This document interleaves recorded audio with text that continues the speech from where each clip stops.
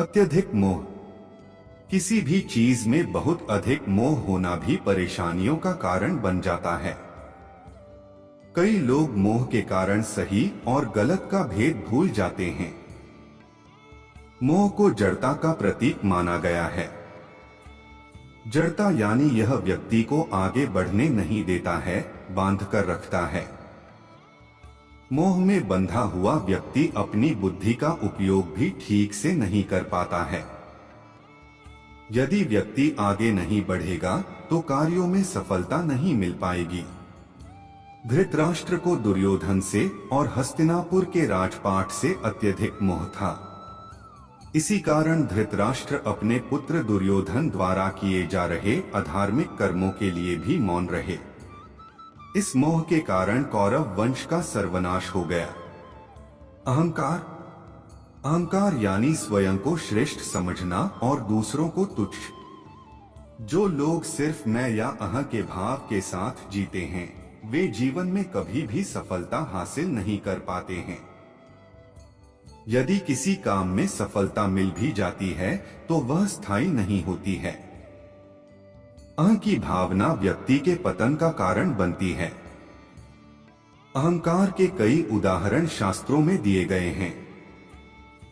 रावण ने श्री राम को तुच्छ समझा था। दुर्योधन ने सभी पांडवों को तुच्छ समझा था। परिणाम सामने है। रावण और दुर्योधन का अंत हुआ। 3 अज्ञान या अधूरा ज्ञान। किसी भी काम में सफलता पाने के लिए सही ज्ञान होना आवश्यक है। अज्ञान या अधूरा ज्ञान हमेशा परेशानियों का कारण बनता है। अत व्यक्ति को सदैव ज्ञान अर्जित करने के प्रयास करते रहना चाहिए। ज्यादा से ज्यादा जानकारी होगी तो हमारा दिमाग अच्छे बुरे समय में सही निर्णय ले सकेगा।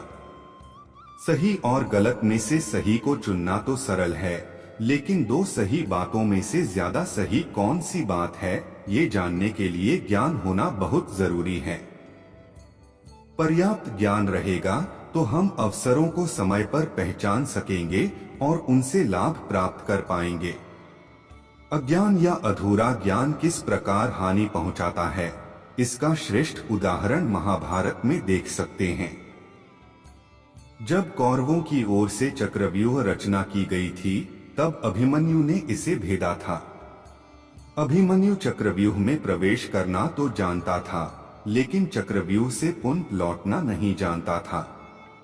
इस कारण वे चक्रव्यूह में फंस गए और मृत्यु को प्राप्त हुआ। ठीक इसी प्रकार आज भी अधूरा ज्ञान हमें भी परेशानियों में फंसा सकता है। अत ज्ञान बढ़ाते रहना चाहिए। क्रोध।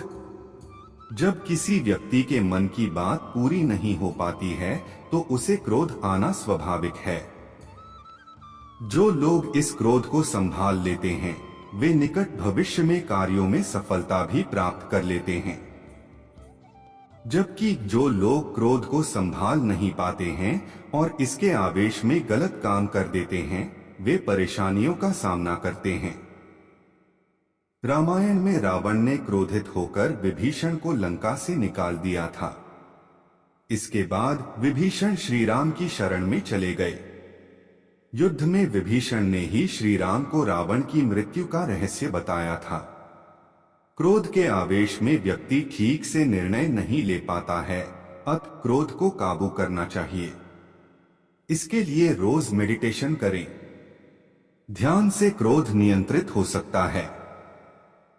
असुरक्षा की भावना या मौत का डर।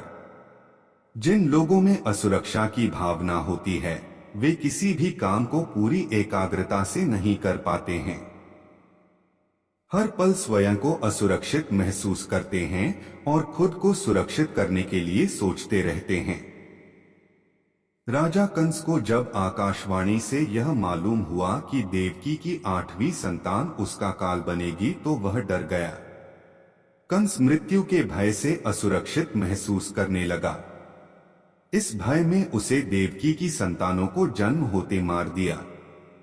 कई ऐसे काम किए जिससे उसके पापों घड़ा भरा गया।